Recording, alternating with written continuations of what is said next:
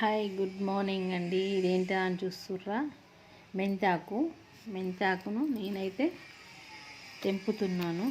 ఇలా తెంపి ఏం చేస్తా అనుకుంటుర్రా, మనకు బయట దొరుకుతుంది కదా కసూరి మేతి, అది ఇంట్లోనే తయారు చేద్దామని అనుకుంటున్నా. అయితే నేనైతే తెంపేస్తున్నా. ఇట్లా మంచి ఇట్లా ఆకులు తెంపుకోవాలి.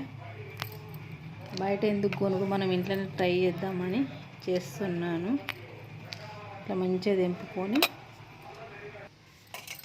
ఇదైతే మంచిగా కడుక్కోవాలి. కడిగి ఒక క్లాత్ మీద మంచిగా ఆరబెట్టుకోవాలి.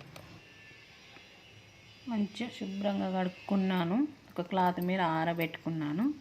కొన్ని మంచినీళ్ళు కడగాలి. మళ్ళీ తర్వాత కూల్ వాటర్ పోయాలి. కూల్ వాటర్ పోసి మంచిగా కడిగి 3-4 డేస్ ఎండకు పెట్టద్దు, ఇంట్లోనే ఫ్యాన్ గడుపు పెట్టాలి.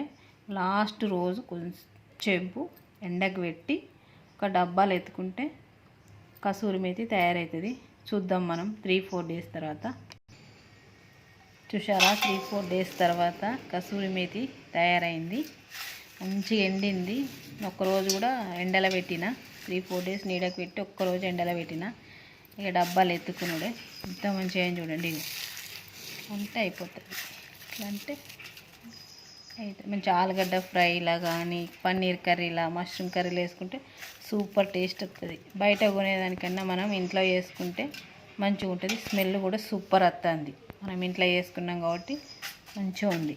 ఓకేనా, మరి నచ్చితే మీరు కూడా చేసుకోండి. Okay, bye.